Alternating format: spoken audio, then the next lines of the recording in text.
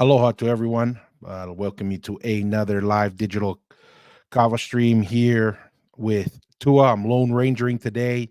We're going to run a live here. We're going to walk through a bunch of handful of topics. Busy weekend here. A lot of college football going on. So I know a lot of people are there, a lot of exciting things. You are a BYU Cougars fan. We are 6-0. Pretty exciting. Bowl eligible already. And so that's pretty exciting here. BYU was able to win over Arizona. Obviously, there are some Polynesians on the Arizona team. They performed well, but overall, pretty happy that the Cougars were able to pull out the win. So it's been a long week. This week, been a lot of traveling. We haven't been able to put together as many live sessions and episodes as we would typically like, but as a night gig, we put these shows together as we can and as often as we can. We do have a couple of guest interviews that we're working on in the background. Hopefully, in the next couple weeks, we're able to put those together. Those are always fun, and as well as we continue our other podcast series on William Mariner or Tokyo Okamea series, and also working on our creation account series. A lot of people have reached out asking on when we will have Devita Fale back on the program. Devita Fale has been traveling quite a bit. We're working on his new setup for interviews out in Hawaii. So hopefully here in the near future, we're able to get him set up so we could have some more episodes with him. In the meantime, what we're going to do is we're actually going to start off with some social media questions. We're a bit backlog. We apologize to everyone. Appreciate all the comments, the likes, the shares. We've had a lot of activity across our different social media platforms. It's always appreciated. Looks like Noah. Welcome, welcome. I appreciate it. Noah, wait, we're going to walk through a bunch of questions. We're going to look at some social media comments. So if you want to shoot out some questions over here, Noah, we can talk through them. There are a bunch of questions and comments on social media that we're also going to walk through. So feel free to throw it our way and see if we can, address or at least have a discussion on your question. So whenever you have one, pop it up. Tonight is the night to discuss any viewer questions and comments, Noah. So, yep, shoot those over once you're ready with them. Sounds like you've been busy as well. So appreciate the ability there to join us, Noah. Malo, and welcome. Let's see here. I'm going to jump in here. We'll start with some of our YouTube comments and questions. And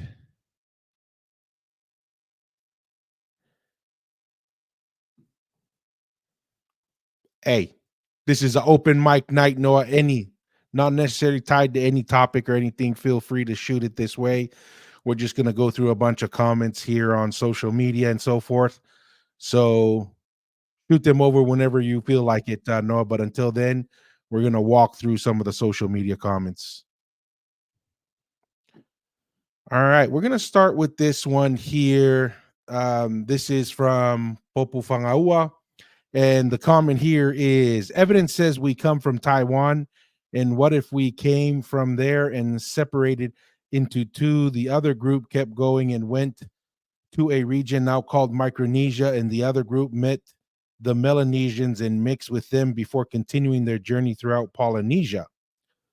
Like, look at some of our Polynesian people have afros and curly hair, and after we pushed north, there is no way we didn't reach America and mix with them too and come back to the islands. Like, look at the Polynesians on the north, they have straight hair just like the Native Americans, and we on the south have afros and curly hair.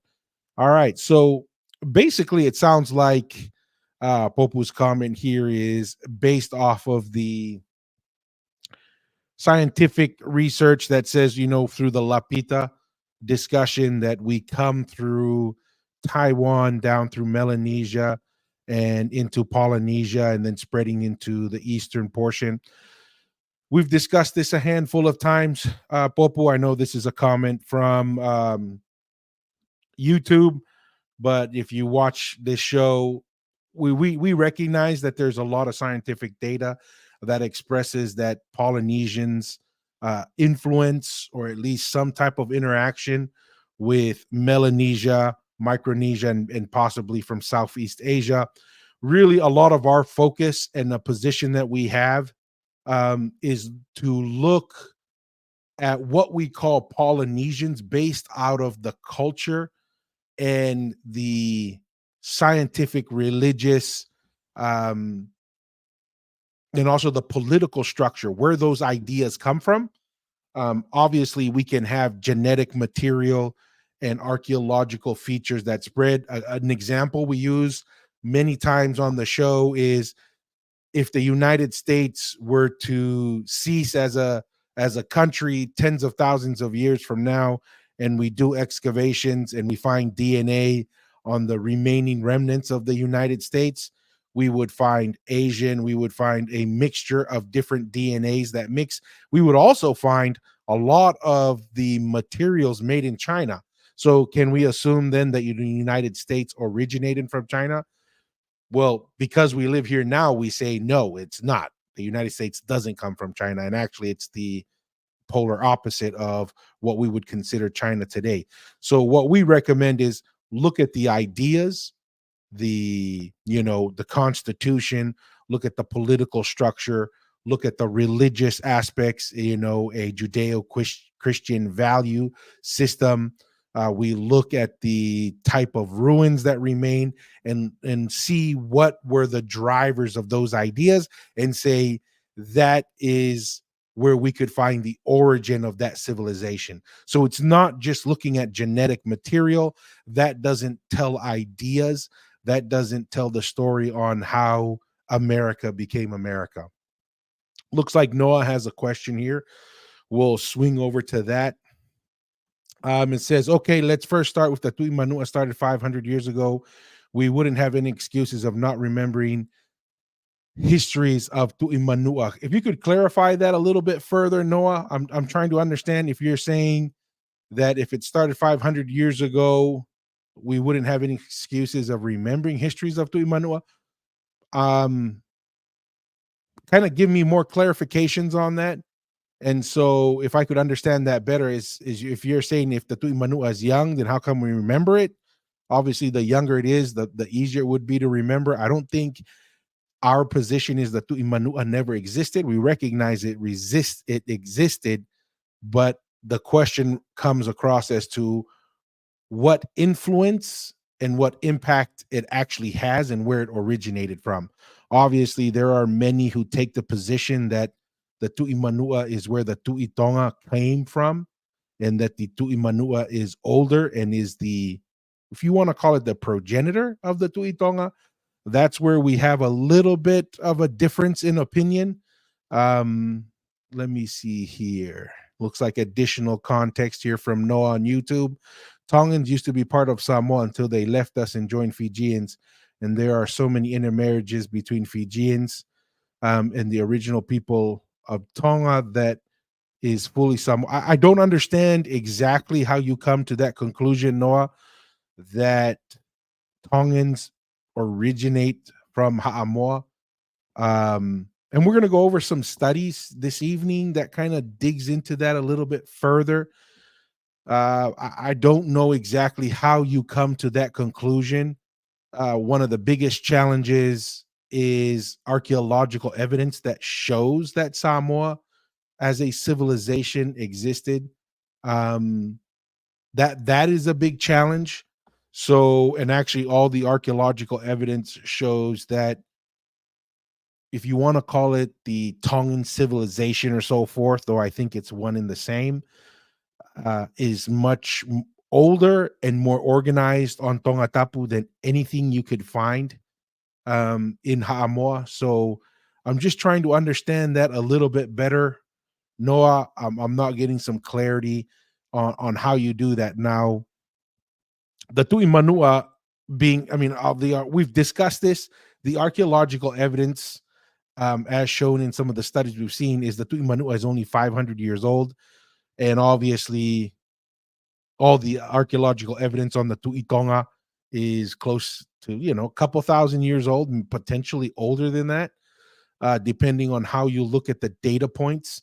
We're going to look at some of the Lapita positions, and also looking at a ditch farming system that looks like originated from Tonga Tapu and may have been the farming technology that allowed survival throughout Polynesia and other areas in the Pacific, that may have originated from Tonga Tapu.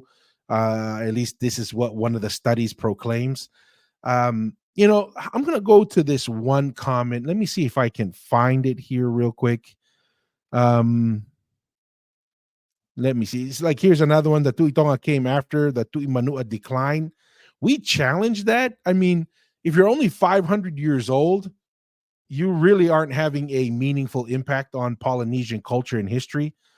But I'm trying to find, let me see if I can find it in the background. But any additional comments there? In regards to the intermarriages between Tonga and Fiji, I really don't understand how that has an impact uh, geographically. I mean, the Tuitonga would often have his sister marry into the Fijian side just to kind of dilute some of that internal influence and power of his sister and sister's children over him. Let me see here. Noah, I'm not saying this because I'm being very prideful of my culture. It's just very hard to believe that Samoa came from Tongans, although the Samoa tourism confirms it. I mean, the reality is this, Noah, nobody was there, right? We have to just look at the data and just try and make observations or conclusions off of the data. Nobody can say 100,000% this or that. I just say hard for me to see the other way around. One of the comments before I move on to that thought, Noah, I don't think you're being prideful. We're just having a conversation. We're trying to understand what's going on, right? I'm a big believer we were all a unified nation, so to speak, throughout Polynesia. I know our Eastern Polynesian cousins or brothers and sisters, they like to isolate themselves a little bit more. I'm not saying all of them, but quite a few of them say, yeah, you Western Polynesians keep arguing about our origins. We do our own thing. Kind of feel the same thing about the Maoris in New Zealand. But when you look at all the religious uh, consistencies throughout the Polynesians, recognized figures throughout Polynesia, how we reference each other, it seems to be we were all one nation at some point, and we were just trying to understand that better. But no, I mean, I think these are fair questions to ask, Noah, but we really also have to be pretty direct and honest about what the data is. And as I mentioned, there is no significant data and even oral history that says Samoa is the origin, right? I mean, as far as Tongans are concerned, Ha'amoa was settled by the Moa clan that came from Tonga. Now, I'm not saying that that means those were the first people in Ha'amoa. What I'm saying is the original people that brought the Polynesian religious, political, social, technological structure, those came from my perspective, from Tonga. And it is quite evident when you look at the ruins, you look at the political structure, the social, and then just the longevity of the Tuitonga. It's very difficult for me to see how the Tuimanua, quote unquote, is the origin of the Tuitonga. Clyde Mort Malolele, welcome to the Digital Kava session. I appreciate you joining us. Let's see here, rehashing this old hag. This horse has been beaten to death, and I agree, Clyde Moore. It's really difficult. As the more we dig into this, the more difficult it is to defend the position of the Tuimanua. But what we are learning is there's a high probability that either the Tuimanua is what, kind of like either the Tuitonga was the Tuimanua while he lived in Samoa, in Haamoa, or when the Tuitonga left Haamoa, could have created the Tuimanua, kind of like he created the Tuihatakalaua and the Tuikanukupolu, possibly. I mean, we're just kind of brainstorming here, because it's really highly unlikely, just looking at the studies and so forth, um, that the Tuitonga or the Tuimanua is the origin of the Tuitonga. Mahalo apito MBM. Appreciate it. Thank you. Thank you. No, like came from Tonga, we'll be praising them as our forefathers and originators, but now we are just brothers fighting against. I mean, it's the same thing on Tonga Tapu and within Tonga, Noah, right? The guys from Vava'u are very proud. Ha'apai, that's something. The biggest reason why, from my perspective, of the quote unquote origin is just it's oral history, the colonization and the separation of the Polynesian nation has led to this. That's my opinion. Um, but that's just a reality. I think if you look, there's more than one account of Ha'amoa oral history that says, yeah, we are subject to the Tuitonga. We had allegiance. There were issues. They were, like you said, we're brothers fighting each other, 100%. But yeah, I mean, can't see too much beyond that. But when we just look at the data itself, Noah, it's really hard to do that. No, 100%. Clyde Moore, Quiet Night. Is it just me? Ambient Fleas accounts. Pretty much. There's a lot going on. There's college football's going on. Could be, I don't know what other rugby or anything that's going on in the southern hemisphere. And we haven't been as active on the channel as well. I've been traveling all week for work. I've been in Ohio and Pennsylvania. So that's really eating up a lot of time. And so, yeah, it is a little bit of a quiet night. Looks like we got 8 to 10 people throughout the different platforms. As mentioned, let me change the banner here real quick. We are on YouTube, Patreon, Instagram, and Twitter, and Facebook. So, yeah, it is a little bit slow start, but you know how it goes, Clyde Moore. Every once in a while, we just go and have a bucket without too many people, but the few and the proud here this evening. Looks like we have Henede here. I'm curious if Tonga has an oral history of the Maori people before or after leaving Samoa. All of my research points to Tonga and Samoa, but our histories really stopped there as far as I can see. That's an interesting thing, Henade. We've tried to have more conversations on that, and trying to understand, because we do feel a pretty significant, well, how do I want to call it, like distance or barrier between Eastern Polynesia, Western Polynesia, and I'm going to put New Zealand or the Maoris in the category of Eastern Polynesia. Some of the ideas that come out of that, Henare, is there's oral history that the Tuitonga, when the Polynesian nation got so large that there was an obligation throughout Polynesia to come to Tonga Tapu twice a year for the Inasi and the Polo Polo, that it became a pretty burdensome request, right?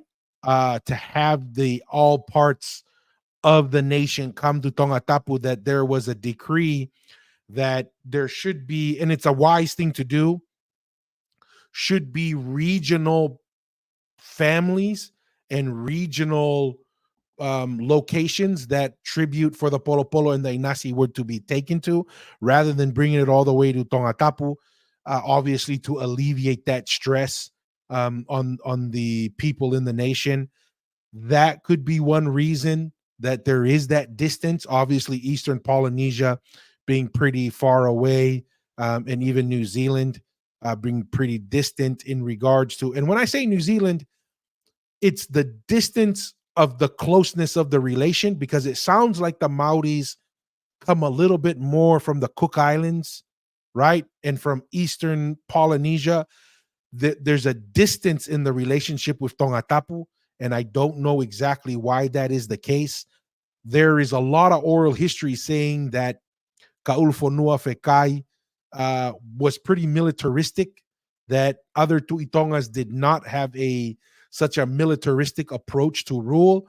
They kind of leveraged more the religious uh, power that was given to them to govern, but with the assassination of Takalaua, his father, Kaulufonua Fekai seems to have pushed a more militaristic approach to obtaining rule.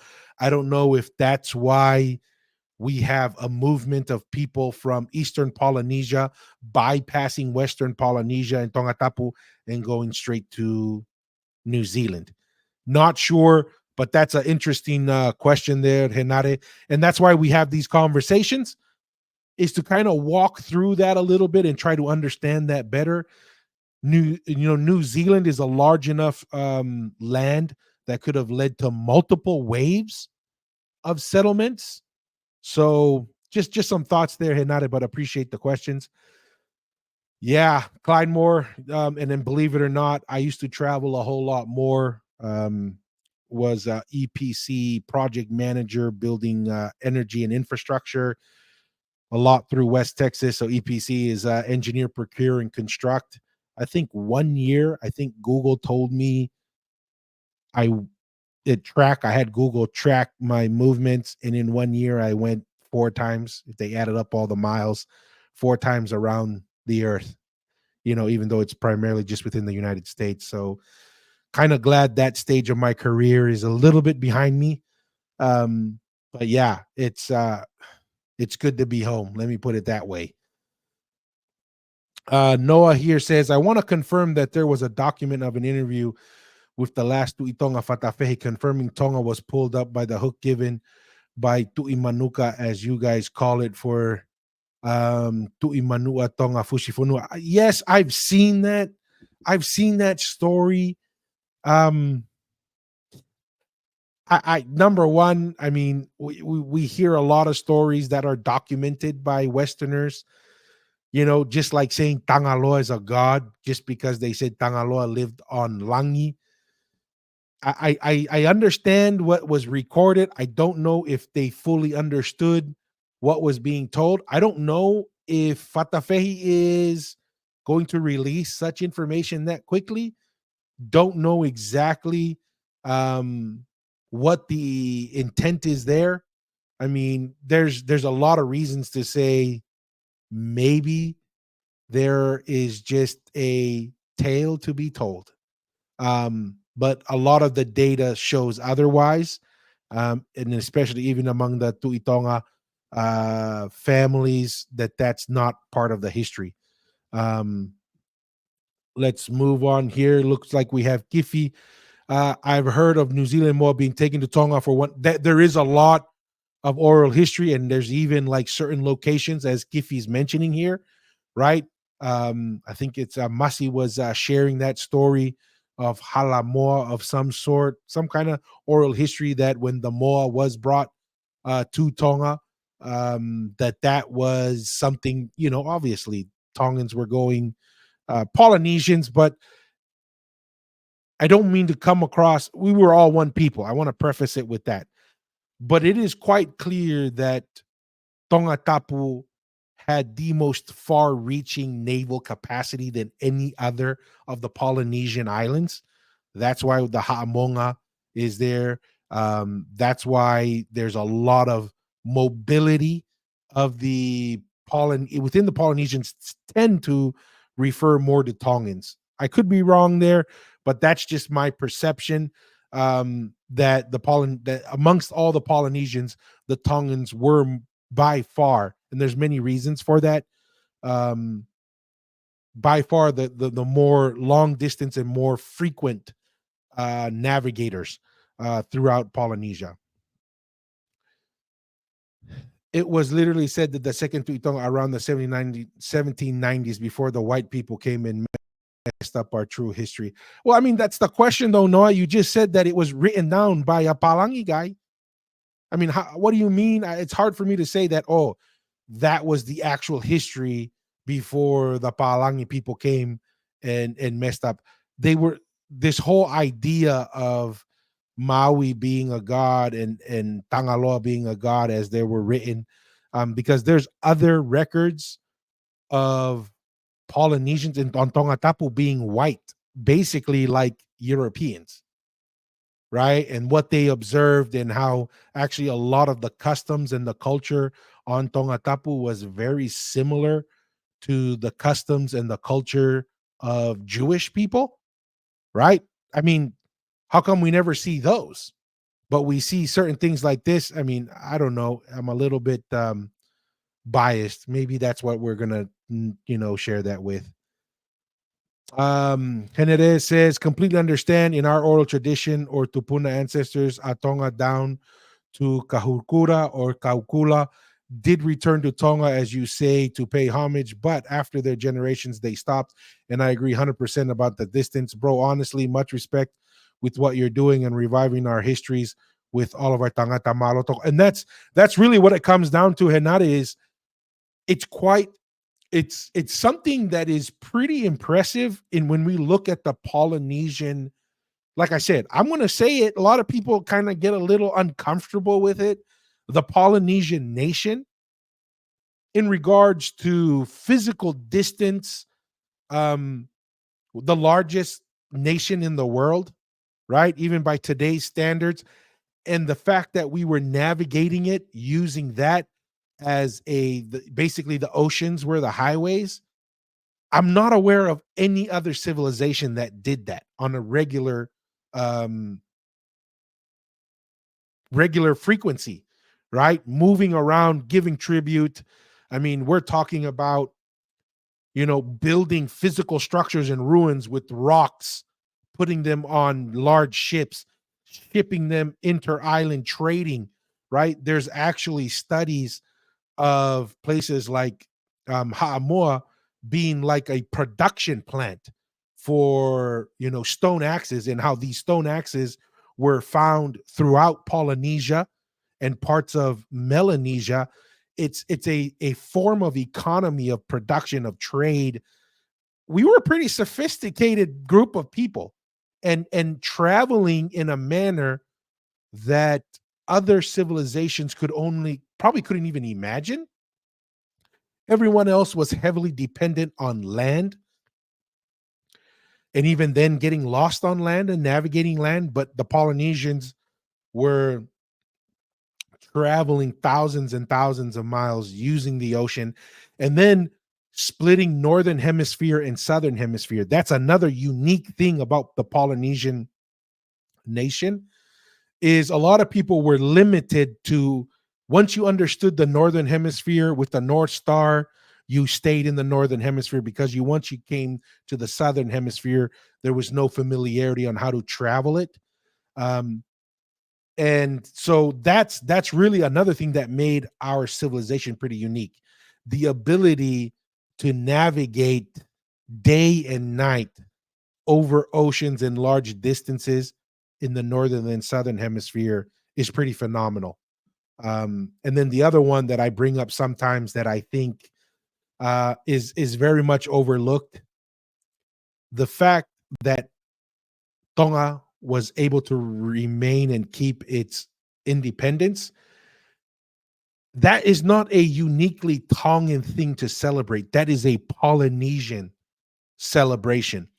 That is a testament to the Polynesian civilization. A portion of our civilization endured, right? Endured being overpowered with population, outmatched in technology and military, economic systems, but there was enough concentration and stability that allowed a portion of our civilization to maintain its independence. And that's something that just should be celebrated by all Polynesians. That is a claim by all Polynesians, because we all at one point shared the same religious, political, social, linguistical ties that has changed over time, not only just by distance and also the deterioration of the original Polynesian nation government, but also through colonization as well. Um, yeah, understand your position there. Hamo says Tongans are from Samoa. Tua, hey, that's one position. Would love to hear more on why that is. So far, there's very little to no scientific data to back that Hamo, but appreciate the thought there and appreciate you joining us for this discussion. Teke Tonga, hey, glad you could make it too, Toko. Appreciate it. Tonight is going to be primarily interactions on the comments. So go ahead. We're going to interact as much as we can. Here's another comment here by Clyde Moore. History is difficult to put together a collective history given that across Polynesia it unfolded on different fronts and we lack. That's 100% agreed, Clyde Moore.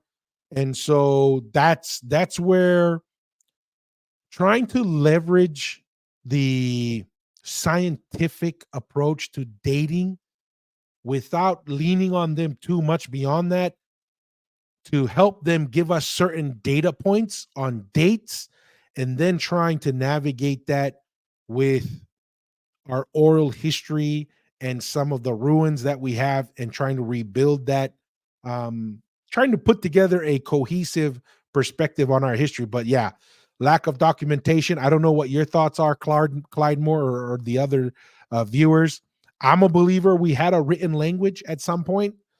Masi and others have different perspectives, don't really have that belief, but I'm a believer in that. And I'll express the reason why I believe that.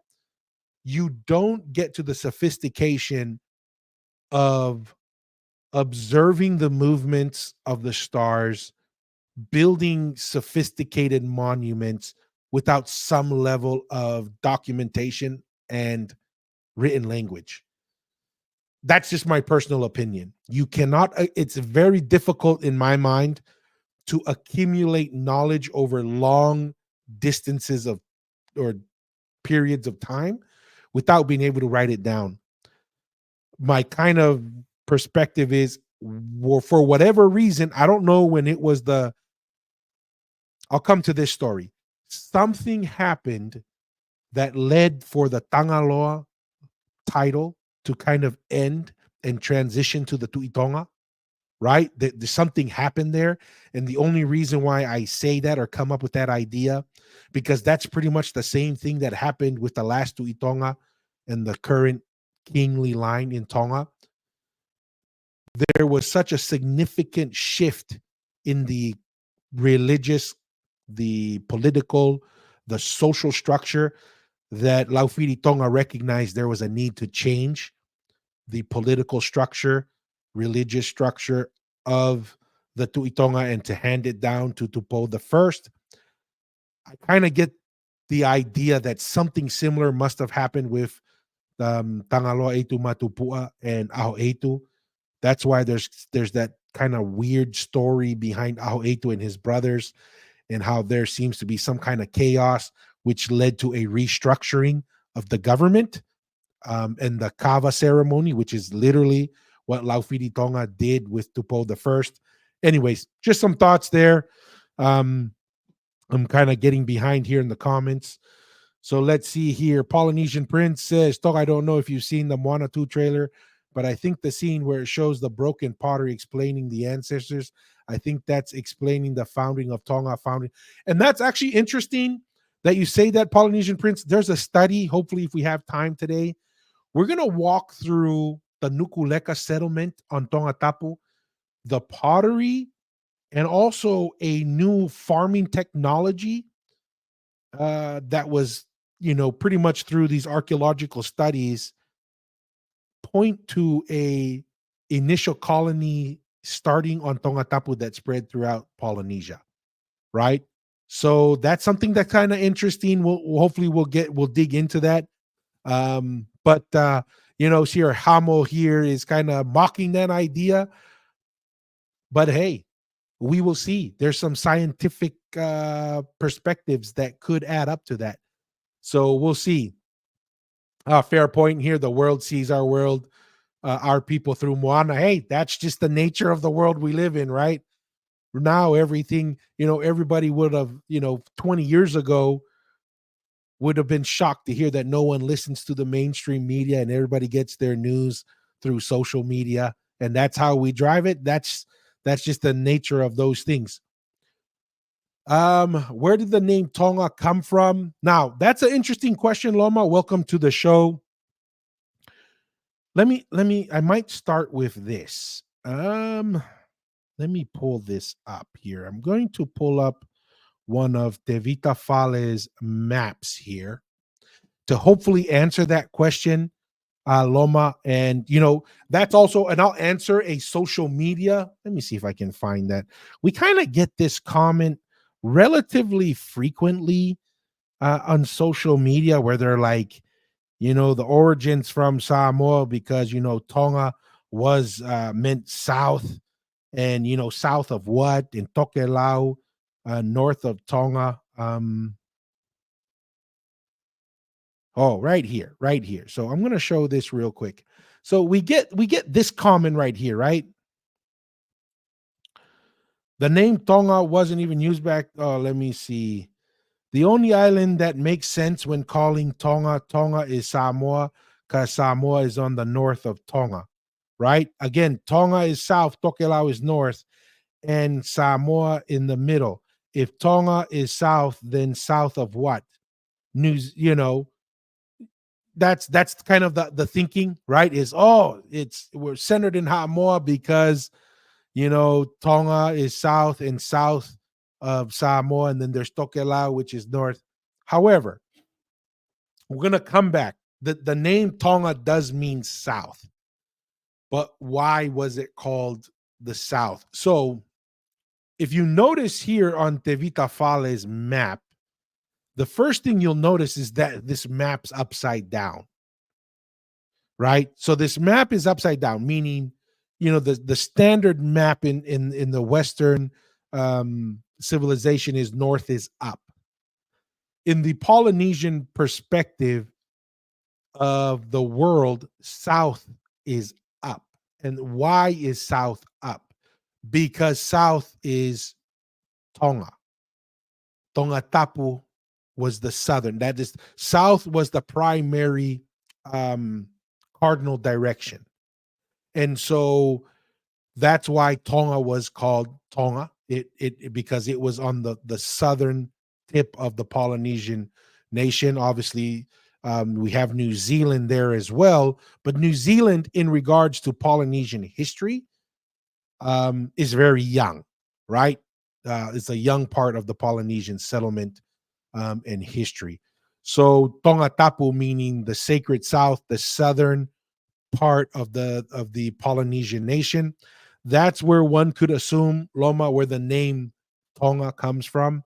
That's my perspective, but it's all driven from south being the primary um, cardinal direction that was used. Everything was based of pointing towards Tonga Tapu, which is pretty much the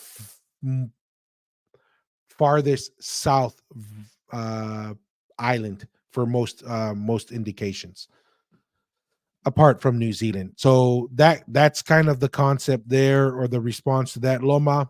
Um, Trying to catch up here on the comments. No, there's a type of Tongan house named Fare Whakamanuka. It is said came to Tonga around the 9th century, which is not far from the start of the Tuitonga, which could confirm our Aetu biological.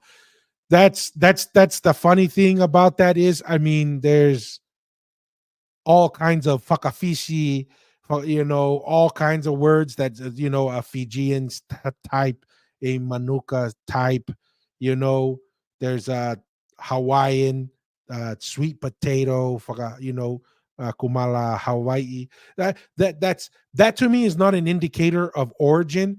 That is an indicator of multiple different type of ideas. When a new idea was developed that was useful or successful, at some point that idea migrates to the center of the civilization. Okay. Now, in regards to that second portion where you're saying in the 9th century, all the historical data is showing that that's the Western man's Tuitonga list that says Aho Eitu started in the 900s. Um, David Tafale says it's goes to the 400 AD. The archaeological studies that are being made on the Pai Pai Telea, and also we did a video on the Malaevakapuna mound, um, and also other studies in close to Toloa, one of the Tuitonga settlements. It's pushing back the Tuitonga timeline to the BCs. So we don't know how long the Tangaloa clan were the leading or the chiefly clan on Tongatapu, but we're looking at the Tuitonga. It's looking like a couple thousand years old from our perspective.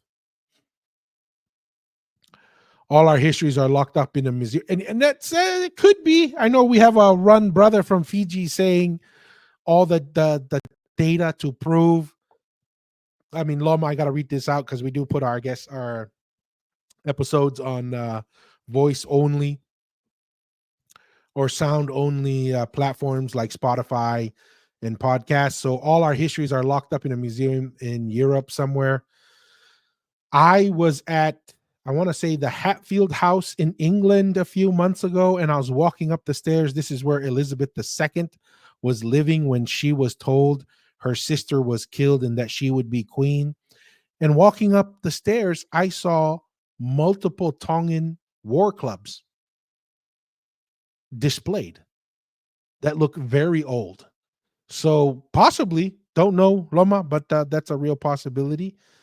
Um, let's say here, even locals say that it came from Aho Etu's brothers who were Samoan, but out of all the islands, it has to be Manua or Manuka, not Fare Savai or Fare Upolu, but Manua or Manuka. I mean, once again, oral history alone kind of gets a little funky and wonky because you'll find oral history that contradicts itself. There is, like I said, the archaeological data makes that very difficult. The Tu'imanua is not old enough from my perspective. Those are kind of interesting tidbits, Noah, but it's hard for me to really pinpoint that. Um, but that's just my thoughts there. Clyde Moore, you know about the Rongorongo tablets too, found on Easter Island and hieroglyphics on the Eastern Pacific Islands. I have heard some comments from people left and right. Clyde Moore, I'm gonna make a note of that and look into that because someone had made mention of that, and also that Rongorongo is a name found in Eastern Polynesian in multiple areas. So tablets and Easter Island. Okay, I'll take a look at that and see what I can come up with, or if you have some links there, we can definitely take a look at.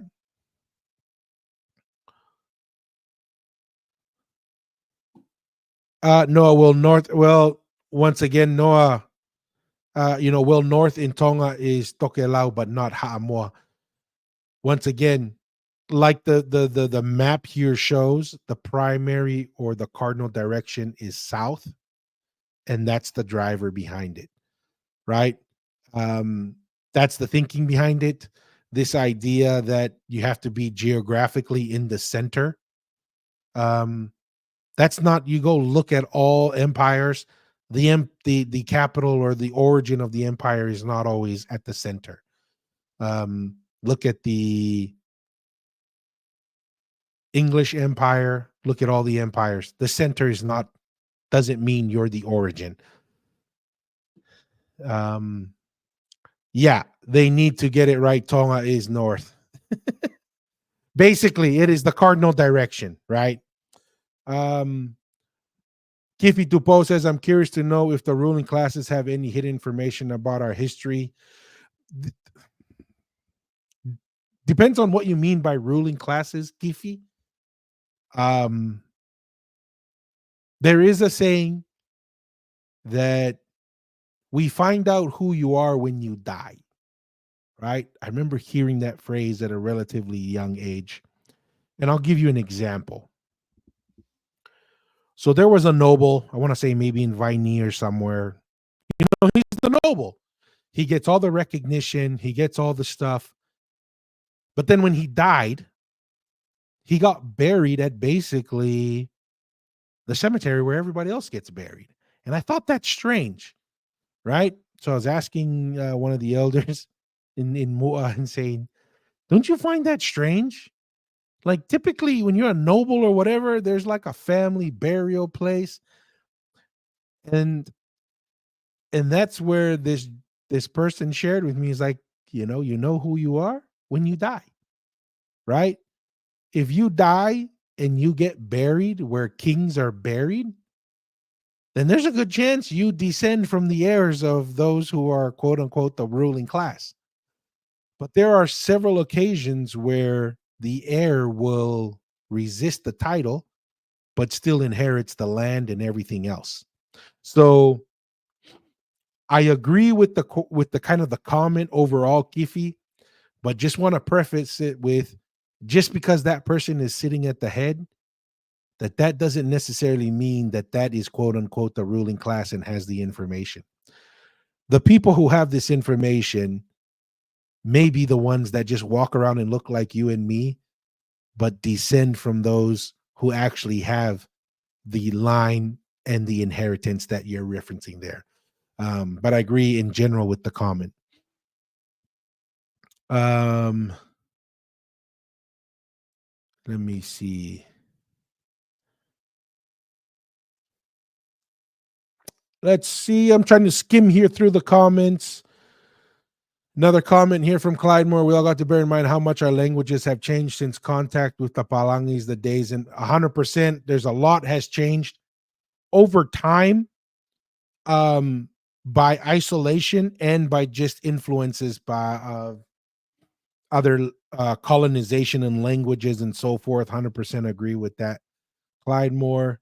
Um, let's see here. Oh yeah, well, it looks like, hey Jan. Hey, why are you going to Facebook jail, Jan? Oh yeah, well, you got the FBI and the CIA is gonna be on the show here pretty soon. But says, but when you said you saw Tongan war clubs in England, I saw the same thing when I was there also. Also saw this Palangi man sell an old Tongan war club for that. Yeah, I mean, it's interesting. I don't know how these things, I don't know if these were gifts later on or, you know, Westerners visiting at various times and taking artifacts. But yeah, I was kind of shocked to just see it sitting on the wall. At first, I didn't recognize the War Club. It wasn't until I came closer and saw the etchings on it, and I was like, dude, those look like the Tongan War Club. So I did a search online, and lo and behold, it was a match. Has those, those traditional etchings that, I guess they use the rat's teeth to do some of the, it's one of those intricate, really fine etchings on it. Um, but that's interesting. Looks here, Clyde Moore's answering Jan's question. I don't know about ruling classes, Kivi, but there's a recent video on YouTube of the Tamatauhi of Pai Pai o Telea, of him saying that there are stories the locals keep to themselves. There is a lot of truth to that. Um, and that's some of the challenges of oral history. Um, that's gonna be challenging. Hey, that's a fair question here. It looks like Hamo is saying, let's see if we can pull that up and let's take a look at that, Hamo. Because that is something that is up. The Mate Maatonga is getting ready. Ooh, let's start with this. Mate Maatonga is getting ready to play the Kangaroos. On Friday, October 18th. My thoughts on that, how much they seem to be leaning towards a lot of the younger guys, right? I think Lihai Hopoate and Olokalatu and a lot of these younger guys. that were selected here. Adding Fonua Blake as being like captain together with Taumalolo. Yes, agree 100% with this. The Habs with Isaiah Katoa really developing quite nicely. Is the let me get rid of these family chats there. See, but I think that's really interesting. So let me see if I can pull up the actual Matematonga squad here so we could look at them. But that was kind of my initial thoughts. Is seems like a pretty heavy investment um, on the youth. Let me see team.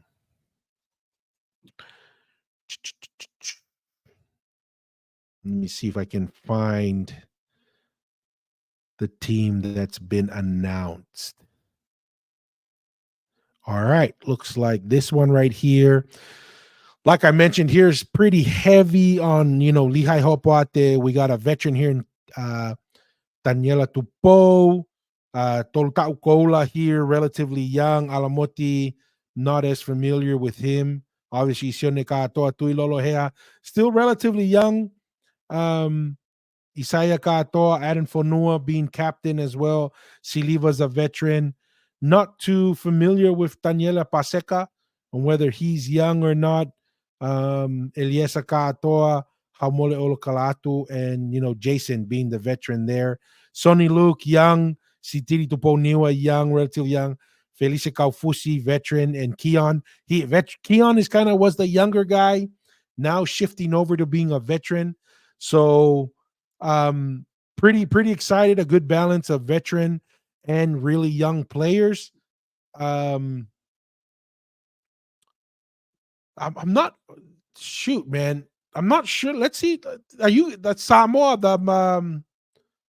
the tour going to England? I'm not familiar with who's on the tour Samoa. Let's see if we can find a link here for the tour Samoa guys. But yeah, overall, I'm pretty happy with the Matematonga squad England tour. Let's go with England tour. Slee Torsam UK. And see if we can find. Okay, I'm going to share this. So Anthony Milford, okay, good experience there. Yeah, I'm trying to look at the names here. They're not sticking out. Obviously, Jerem Luai. That's Charles Nanai. Asiara, okay. Yeah, I guess these names aren't as familiar. Oh, Tuivasa is going to go with the Toa Samoa. Yeah, these are new. Are these guys pretty new too, Hamo? Like, yeah, a lot of these guys. I was hoping to see more of the guys that you guys had on the, like Paulo and those guys. I'm not seeing some of the guys that took you guys pretty far in the World Cup. Obviously, Swali is going to rugby union, but yeah, I'm kind of surprised by this. I don't know how to respond to this, Hamo. Not sure. Hopefully, you guys do better than us. I'll tell you that, Hamo. I mean, hopefully, you guys do better than us. We did not do good in our tour of England. And after that tour, Mussy was like, we got to get rid of Christian Wolf. Mussy was not very happy with that. Yeah, that's a fair concern, right? Getting the right referee. Sometimes these refs can be a little bit too much. Yeah, I mean, interesting. That was kind of something that was looking to see. I did have. Let me see if I can find it. I did have an article that I wanted to. Let's do this. Let's watch this video of some of the interview with the boys from the Matematonga on some of the Q&A that they had. There's a cover ceremony, but we're gonna ask them the most random question and see what their reaction is. What's your favorite Tongan word? Oh, one. Guy. Tongan word of Atu. Favorite Tongan word? Toko. What's your favorite song so far? Oh, one. Malu e Fiafi at the moment. Oh, yeah. Been playing that. Nah, I don't want to sing. I don't want to embarrass myself. Lau e toi tapu pe ke lotu ma upe. Can you sing it? Lau e toi tapu pe ke lotu ma upe. Lotu ma upe. I remember that song growing up in Tonga. If someone's going to sneak out and go get McDonald's, who would be that person? Tolta Ukola. Is he gonna see this? Leave her. On the train on the bus. We'll go Joshua. Siwa Wong for sure. That guy, Siwa Wong. Yeah. Oh, Saliva Havili for sure. He's so fat. No. Who eats the most? See, obviously they didn't rear everybody, but a lot of the younger guys here, but young recognizable names, I would say, with the Matema Tonga. So that's a pretty fair concern to have with the Toa there. Hamo is like you're mentioning right here. I don't know. I'm not as familiar like the younger guys on the Matema Tonga. Maybe because I follow them more, I recognize the names more. But a lot on the Toa Samoa, maybe because they're younger, I don't recognize them as much. The names and the individual players are dangerous. Hamo, the real question. It's always been the Achilles heel for all Polynesian teams.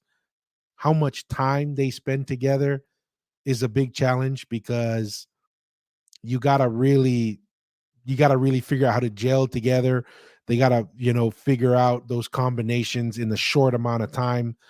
New Zealand, Australia, England, they're able to develop those combinations and those relationships over longer periods of time. So it'll be interesting. These are always fun. Epic. If there was a Matematonga Toa Samoa version, I agree 100%. And that's something I think I saw. I saw the article, but I think we also covered it here on the show, Noah, of Jerome Luai, I think, kind of promoting that idea that there should be kind of like a state of origin, but a Polynesian version. I think that would be pretty awesome, and pretty cool as well. So let's see here. There was another article that I wanted to take a look at, and hopefully I put it up here in the show notes, but we will find out. And it was around the idea of trying, because there is a little bit of drama going on. I think it was this one here. There's some drama between Tonga National Rugby League, which is used to be the governing body in Tonga and has the Matema Tonga. I guess it's just a Polynesian thing. We have a lot of drama with our organizations leading our teams. As of late, Tonga, these guys in rugby union, and the guys go to the World Cup and they got to pay for their own food. They about to leave the hotel, and the hotel says who's going to pay for the bill for everybody staying at the hotel, and the players have to. It's pretty sad, right? Players have to pay their own stuff. In Samoa, similar financial challenges have coming up lately. And then, I would have thought Fiji, with the bigger economy, would be less susceptible to those things. But I guess same thing happened with Fiji. There's allegations of corruption, not paying. At least Fiji's better. They're just arguing about paying the bonuses they were promised. Tonga and Samoa are like just trying to pay to stay alive. Right? Because you play for Tonga and Samoa, it's not that you don't get paid, but you actually lose money because you got to pay for your accommodation, pay for your travel. It's interesting. Yeah. So like Luke saying here, right? Yeah, it's always the money. There's always a challenge there. And as Clyde Moore says, Polynesian Foodie has some of the most expensive administrators in the game. Exactly. These guys take the millions of dollars and just spend like there's no tomorrow. And then they wonder why there's not enough money to pay for their teams to go overseas. Anyways, but kind of talking, this article talks about, the legacy identity crisis that the Matematonga, as you guys have noticed, even in that video that we just saw, there's that new logo of like the 13-man team with the chevron in it rather than the Matematonga logo. There's been this shift of trying to move away from the Matematonga name for the TNRL, but there's an interesting development. It says, in a bold move aimed at reshaping the future of Tonga Rugby League, the Tonga National Rugby League, who's not really running the team right now, but has teamed up with Sorbiro. I don't know who these guys are. I'm going to look them up as to who exactly they are. But they seem to be some kind of investment kind of firm or something. And let's go over here. Transforming sports with cutting edge expertise. Sorbiro, we empower sports organizations through the innovative platforms that drive success. Elevate fan engagement. Athlete, we just add data. So it's basically trying to build momentum and engagement with fans. Really interesting. I think that has some interesting aspects to it. So they're trying to join powers with Tonga National Rugby League, according to this article, to try and drive engagement. So I guess that's what they are. A rising powerhouse in sports consulting, technology, and operations. Despite its relative youth, Sorbiro has built a reputation through collaborations with leading global sports brands, bringing innovative insights gleaned from the financial sectors of London and New York into the world of sport. Their expertise promises to push Tonga Rugby League to unprecedented heights. Okay, so it looks like this firm right here is trying to build a partnership, trying to give a friendship arm to the TRL 13, which is that new organization that's leading the team now, with the Speaker of the House in Tonga kind of leading that. That's interesting. Looks like they're trying to figure out the branding and the partnership situation that's going on there in Tonga. So that's an interesting development there. Definitely you can leverage the brand and the loyalty of the fans to kind of build something like that.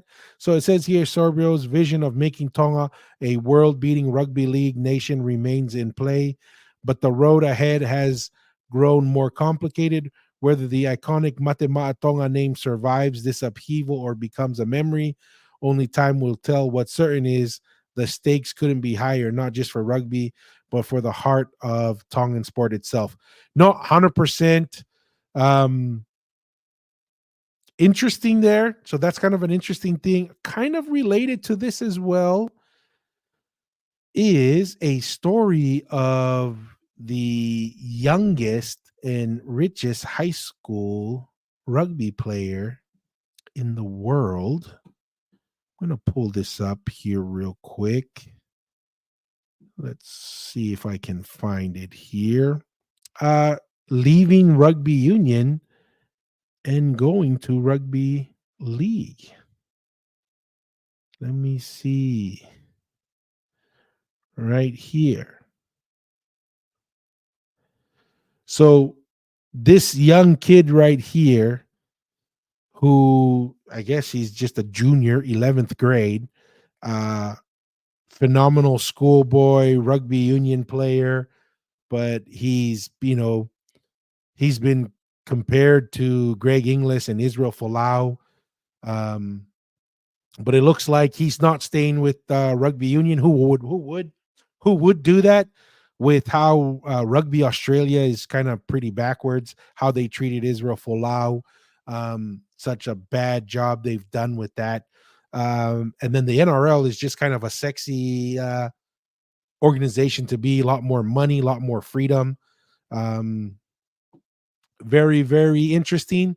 That's maybe one of the concerns for Tonga, Samoa, and Fiji is as if rugby league continues this momentum with the Toa Samoa and the the rugby league, the Matema'a Tonga, that could change the flow of talent to rugby union. And we all know rugby union is heavily dependent on the Polynesian talent pool to build stars and to develop the game, not just in the southern hemisphere, but in the northern hemisphere as well. Right. So let's see here. Hey, Tongan style, welcome. They really want to push up the fan base to the Tongan team in the form of investments. So they take away the Matema'a Tonga name to outside Tongans for marketing. It's necessary, not necessarily, but for financial reasons, tapping into a larger market is what makes sense, and that's why they want to do it, right? So that's the interesting thing there. Have you seen Israel Folau's podcast with Samu Kerep? No, I have not. Apparently, the era NRL came up first in TV rating in Australia, beating AFL. That's yes. I mean, when you have Origin, I mean, I think I saw a few years ago an article. This was maybe like 4 or 5 years ago, bringing up an article of like the All Blacks versus the Wallabies test match, Bledisloe, and it wasn't even like top 50 in views on TV. Like Australian top model was higher, and the top ones were like State of Origin and a couple NRL games well ahead of the rugby union. But definitely the NRL is on to something. My perspective, it's the most successful and most exciting domestic tournament in the world. And then when you add the State of Origin, it just puts it into overdrive. So pretty interesting there. So let's see. Looking here at time, I'm going to transition into the articles that we were discussing earlier. Unless there's some additional comments or questions on what we've discussed so far. Let's see here. Present. Share screen. I want to go window. We're going to do this guy. All right. So we're going to close out today's show just looking at a couple articles, scientific articles. And as we discussed earlier, some of this is related to Lapita and some other findings.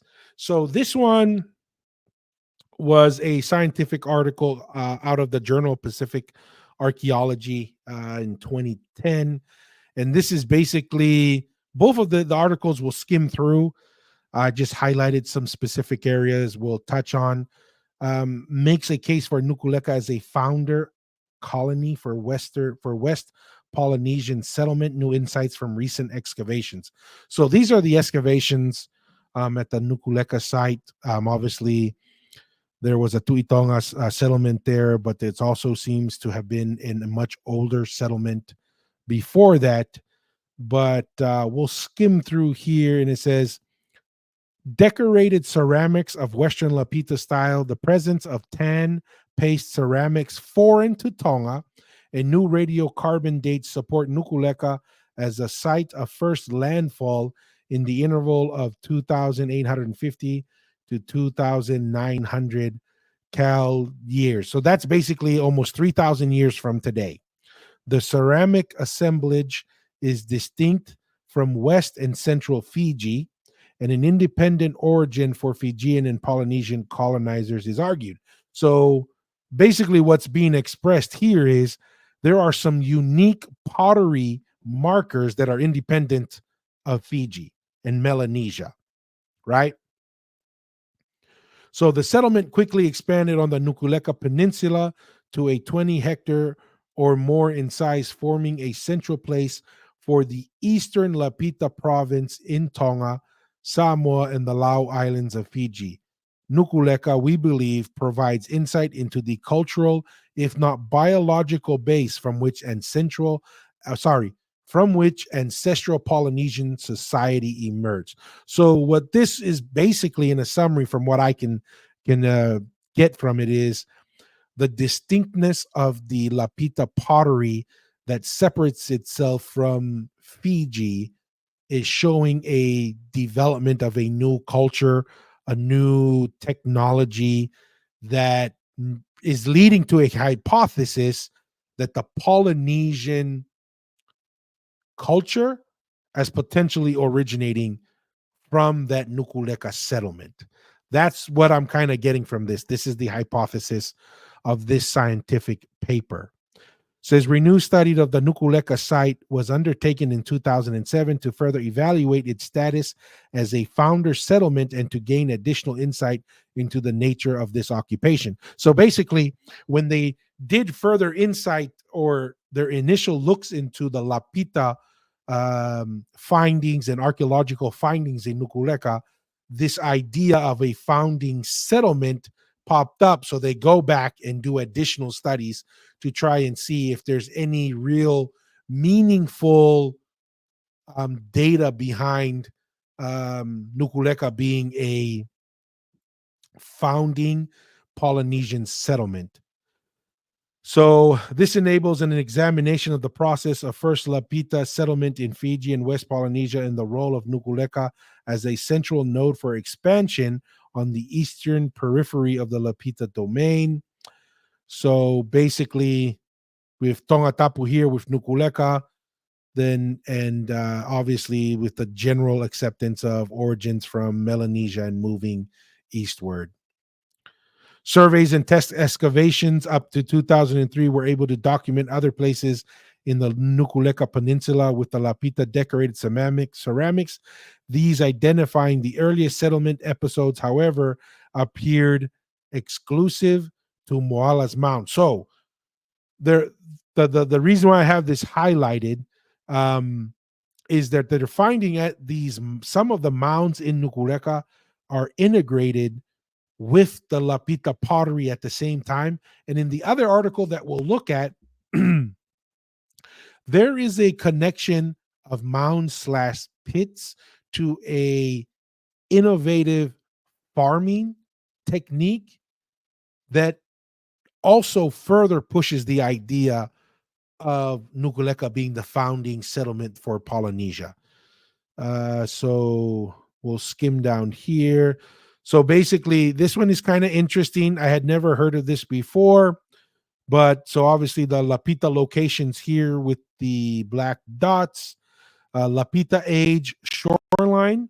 So as we see, the shoreline in these physical areas is very different from what it is now, right? Because the modern shoreline looks like these used to be Nuku'alofa used to be a little island on its own in some of these areas.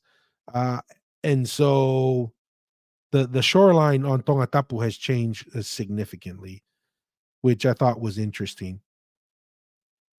That's just a graphic showing some of the grid and the grid approach to the archaeological excavations.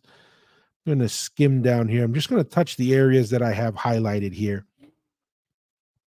So it says here, the ceramic data from Nukuleka radiocarbon dates in the absence of comparable sites in West Polynesia identify it as a founding settlement for Polynesia.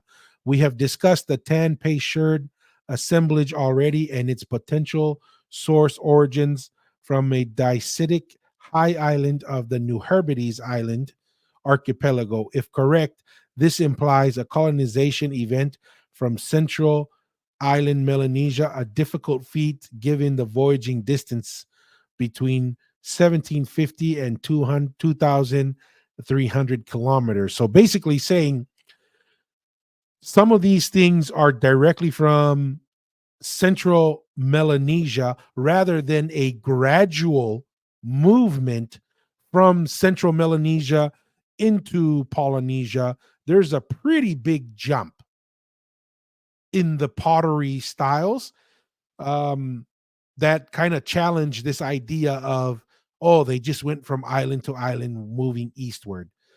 There's other things to discuss about that, as to why, we don't put, in my perspective, and Masi's as well, we don't put a lot of emphasis onto the Lapita. When you're a long distance voyaging society and trading, that would explain something like that. So let's see here. The earliest settlement of Fiji occurs 2,950 to 350 years ago at Borewa on the southwest coast of Viti Levu. This leaves 100 to 150 years for the infilling of the Fijian landscape and for the incremental settlement expansion eastward into Lau Tongatapu and Samoa. So 150 years for slow migration eastward is not a lot of time. And that, in comparison to this statement here, saying that some of these potteries that originate from central Melanesia, it's kind of disproving a slow migration into the Polynesian, from Melanesia into Polynesia. So here is basically what it's kind of coming down to in conclusions. The presence of small sample of Western Lapita aspect ceramics at Nukuleka has been recognized for a long time as identifying one of the earliest settlements in the Kingdom of Tonga. The exotic nature of temper sands in a collection of associated tan paste sherds was documented also in 1999, and this supported a further argument for Nukuleka as a founder colony for Polynesia. With no comparable temper identified in Fiji, and with the only comparable temper found in a sherd in the Reef Santa Cruz, and the orthodox incremental settlement model for Lapita expansion across the Pacific was questioned, as we discussed earlier, right? That big jump in close to 3,000 miles of some of these shards found on Tongatapu makes it, that's where the question marks came of, oh, these people were just flowing island to island and slowly went eastward, is really challenged with that data that they're finding with that unique tan shard. Rather, the possibility was raised that Polynesia has been colonized directly from Central Island Melanesia. The data were thin and they were derived from a site heavily disturbed from the construction of a late prehistoric burial mound. As most of Nukuleka archaeological collection has been destroyed in 2003, a project was implemented in 2007 in order to evaluate further the site status as a founder settlement and gain insight into the nature of this occupation, the integrity of its archaeological record, and status of its place in oceanic prehistory. Additional test excavations and survey of Nukuleka Peninsula provided further data essential to site understanding and site context. So first, based on radiocarbon dates, we relate the beginning of the settlement securely between 2,850 and 2,900 years ago. It is more difficult to define an end date, but we suggest it predates terminal Eastern Lapita at 2,650 years ago, based on the distribution of ceramics and complex decorative applications. This includes a series of vessels with tan paste body fabrics and sandpaper temper inclusions that are exotic to Tonga and probably Fiji. Several of these have Western Lapita style decorative motifs that, in some cases, are replicated in vessels made of local clays. Transformation of the decorated assemblage into one of the dominants of simplified injured Lapita motifs as rapid. So basically, once again, looking at a pretty rapid move, if that was a legitimate idea of moving from Melanesia to Polynesia.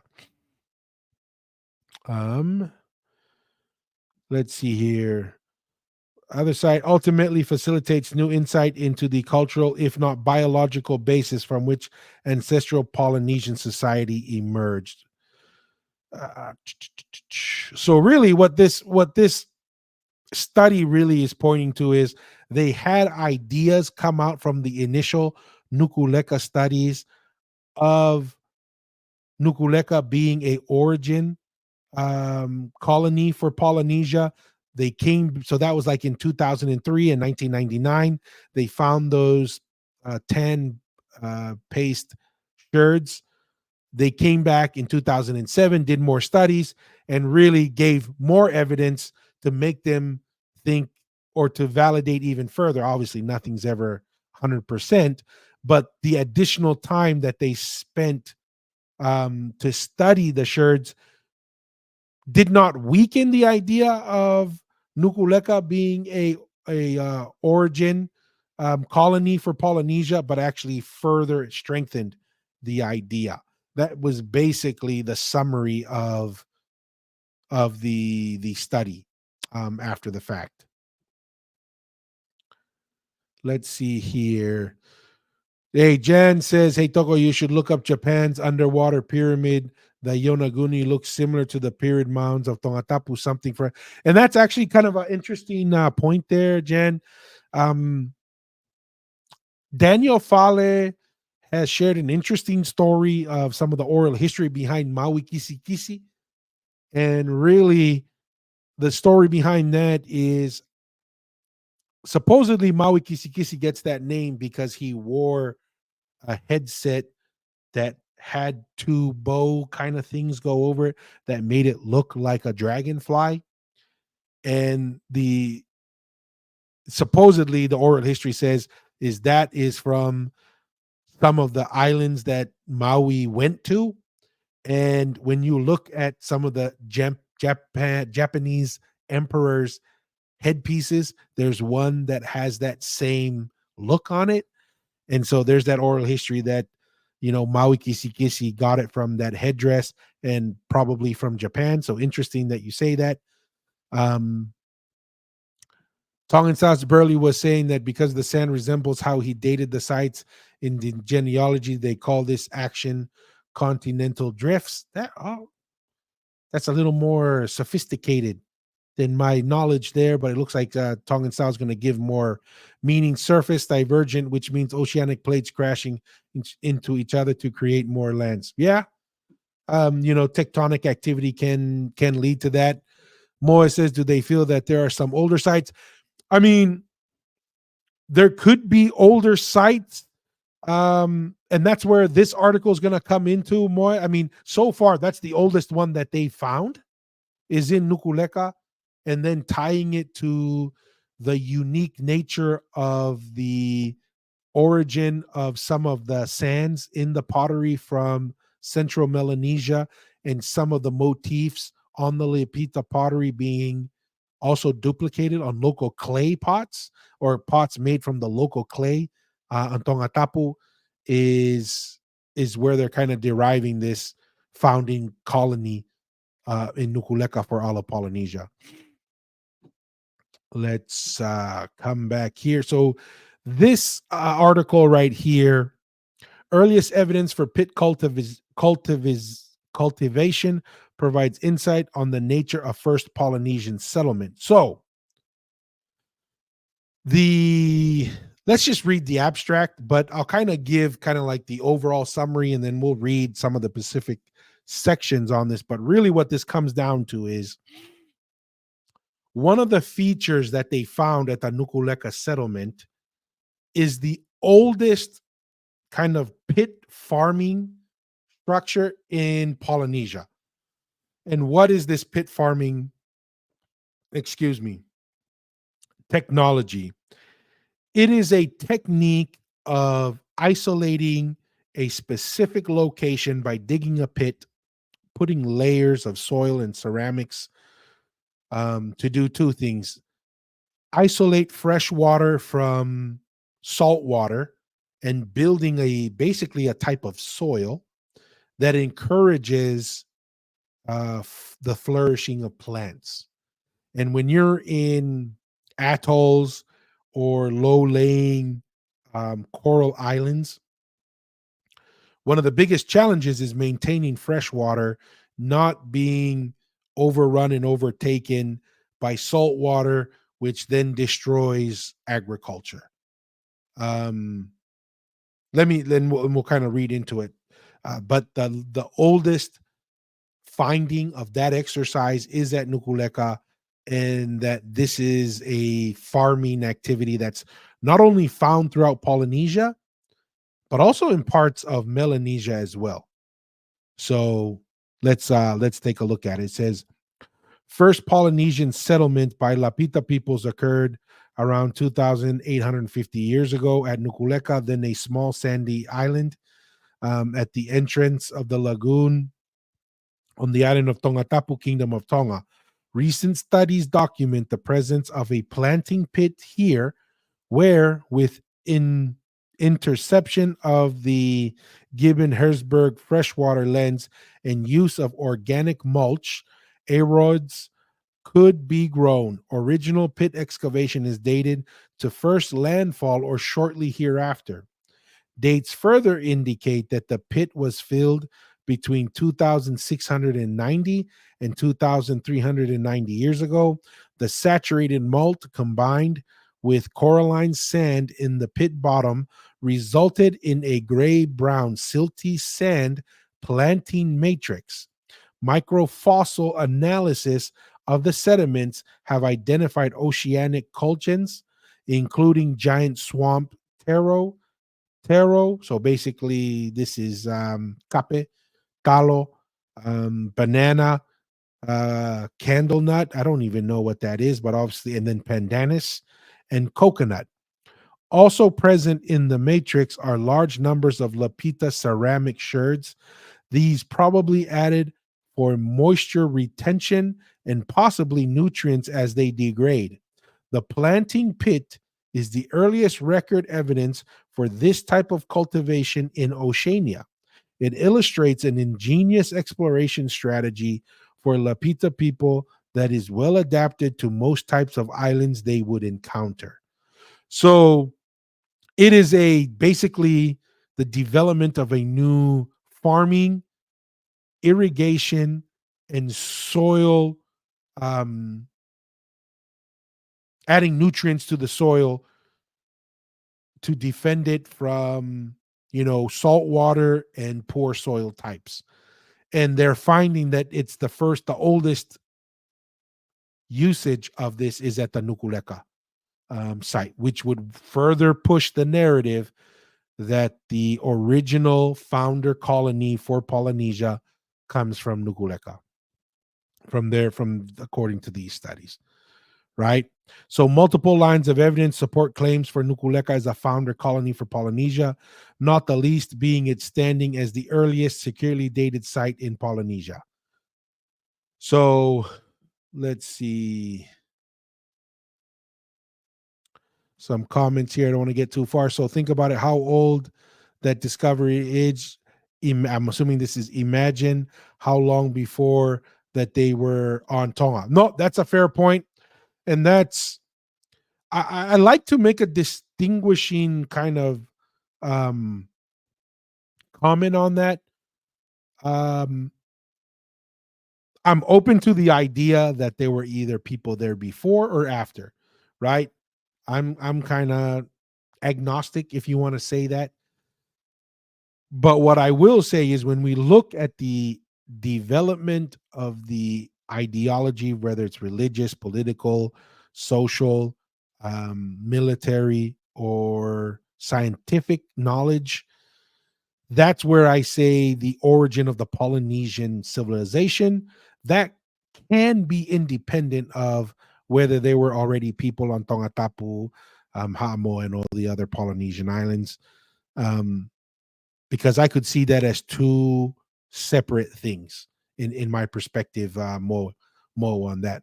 Hey, Malo, welcome to the live digital kava session here, the Polynesianized podcast. Tongan Sky, very cool about the farming. The first farmers were in Mesopotamia. I mean, mound builders are found throughout the world: Mesopotamia, Egypt, North and South America, Southeast Asia, right? There's this there is this common thread of mound builders, and obviously Tongatapu is the greatest example in all of Polynesia of mound builders.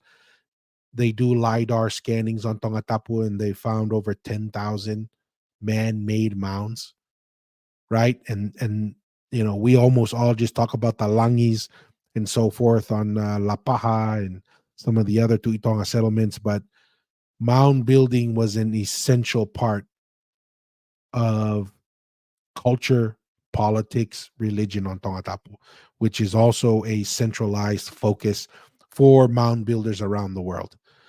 And all these societies or civilizations around the world with mound builders, they have Stonehenges, they have pyramids, they have a sophisticated understanding of um,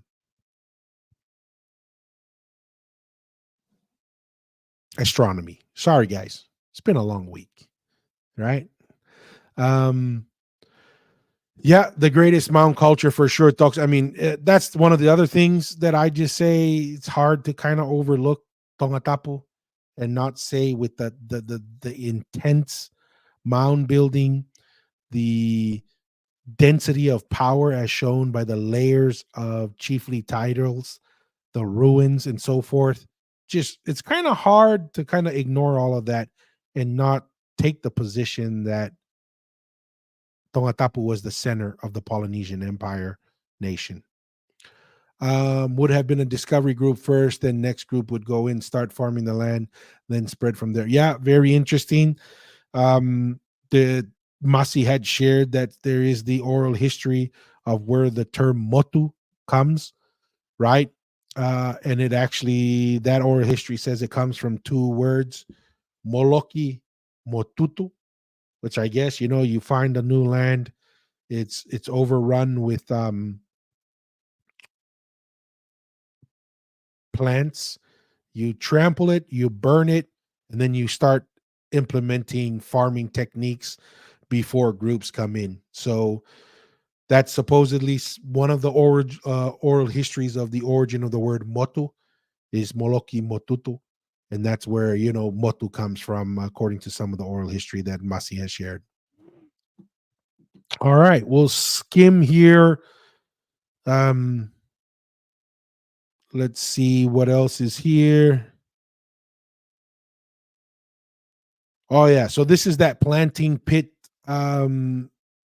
usage, and it talks about how it's something that's relatively common throughout the Pacific. The practice of planting pit cultivation is found in different areas of Oceania today, particularly on atolls and coralline soils.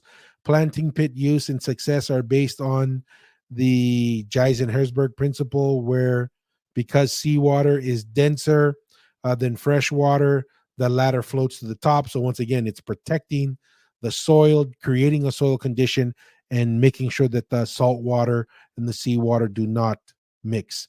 Planting pits are excavated deep enough into the sand to intercept the freshwater lens, while addition of mulch provides nutrients for growth. The boundary between the lens and salt water is not distinct.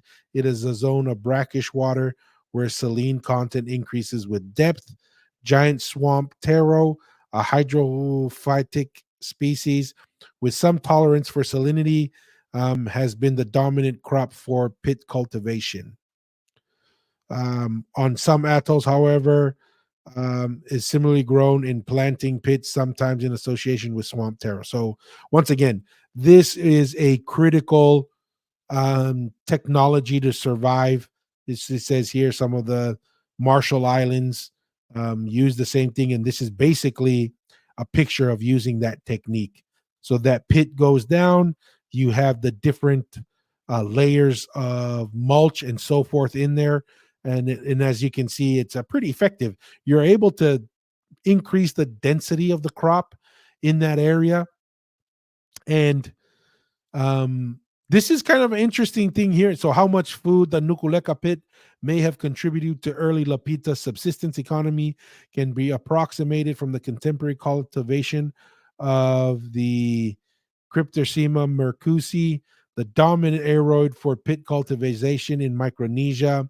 Varieties today vary in size, but all are large, attaining heights of 3 to 4 meters over a 2 to 4 year growing period and producing edible corms of 5 to 10 kgs. On coarse corms of 72 kgs were harvested after 10 years of growth. So really, some of the things that they talk about here is this was a great way to kind of make sure you had food. It's almost like a food storage where you would just plant it and leave it there. And if there was ever a shortage of food or issue, that's where you could go for food. So right here, it says Kirk has documented this type of practice in Futuna, Western Polynesia, where Christomira growing within a wet ravine produced a food reservoir for times of shortage. Additionally, extensive cryptosperma pit gardens in the Marshall Islands often contain large corms, which are left unharvested for years, thus acting as a ready reserve starch-rich food. So once again, this survival technique or technology originating from Nukuleka, and once again, kind of further validating the idea of Nukuleka as a original colony of Polynesian society and civilization. Let's see here if there's anything towards the end here. This is just going over the tables of the data. So once again, the discovery of pit cultivation at Nukuleka and its association with the earliest founder colony provides fundamental insight heretofore absent in the Lapita archaeological record. Planting pit cultivation importantly illustrates the specialized knowledge, facilitating a predetermined and ingenious exploration approach that is well adapted to most oceanic islands. Pit cultivation does not require appropriate soil conditions for successful planting, nor does it need detailed knowledge of rainfall patterns to ensure growth. Rather, the requisite for success is a sandy substrate geomorphology where, with excavation of the pit, a freshwater lens can be tapped. Once in place, a planting pit provides relative certainty that at least one species of translocated aeroid planting stock, so that talo, basically that taro, right, or cape, can be propagated effectively, and potentially a second source. At the same time, pit cultivation facilitates the location of founder colonies in strategic locales with ease of access to the littoral zone for foraging and fishing. In some cases, it would demand it. At Nukuleka, stilt house construction was literally integrated into the offshore shellfish beds where cool ocean breezes and reduced numbers of biting insects. So, anyways, what we're getting to here is really multiple data points pointing to Nukuleka being a founder colony for Polynesia.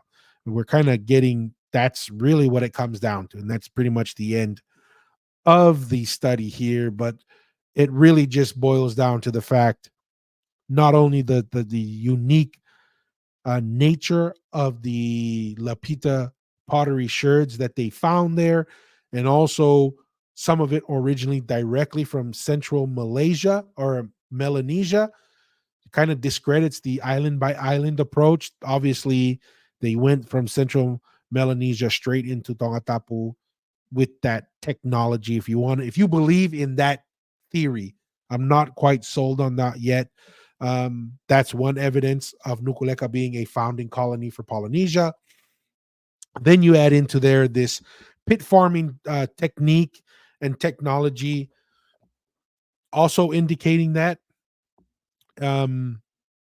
Nukuleka is in origin of the Polynesian expansion. So those are a couple studies that we walk through. Once again, other data points. This is, to me, not necessarily a smoking gun, but additional data points to further propagate the idea of Tongatapu being the origin of the Polynesian civilization.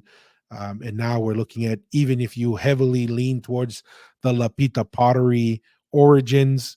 I'm not as necessarily as big of a believer in that, but this is, yeah. So we'll see. With that being said, there's another question here. Have these so-called academic people updated their knowledge? I don't know. Maybe there's always new stuff coming out. If more stuff comes out, we'll probably see them on articles, and so forth. With new findings, like I said, in all the studies that we find, that's interesting, Mo. Every time they dig further and further into the Tuitonga on Tonga Tapu, dates get older and older and older. So not sure in specifically these topics in these articles, but in other things in dating the ruins and Tuitonga lines, the new data suggests an older timeline. So I'll kind of hold it there for a couple seconds to see if there's any questions, comments, but that's pretty much what we have on the agenda for the show today. Hopefully everybody were able to pick up something of value. Once again, we still get the question, hey Tua, hey Masi, what's the schedule for the lives and so forth. This is, like I said, I've been traveling all week. I'll be probably being in the East Coast again for a couple days next week, but really it's whenever we get time to dive into it. So as the side gig for the love of the game, we do this. We really appreciate all of our Polynesian brothers and sisters joining in on the Kava sessions. This is why we have them. We want to discuss. We want to have a conversation. Because as always, we always talk about being unified as a people. We always talk about pushing together in the same direction. I agree with that 100%. But we have to do, it's only possible when it's built on as much truth as possible. And it requires us understanding where and how we came together as a people. We can't even agree amongst ourselves where the origins are, right?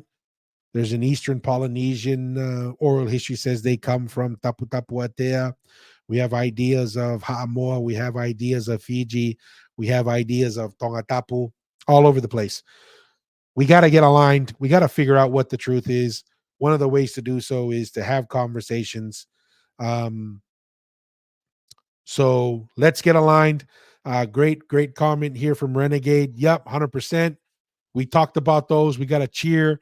We got the Matema Tonga versus Australia and the Kiwis coming up. We got the Toa Samoa going to England, hoping they have success there. But really, the end of the day, really want to thank everyone's support. Appreciate all the likes, all the shares, all the comments on social media. It does help us get the message out, bring more people to the conversation. And with that being said, thank you everyone for joining us. And as always, stay curious, be willing to ask the hard questions, and follow the truth wherever it may lead us. Till next time, Polynesian Nation, stay safe, stay happy, and peace. Malo.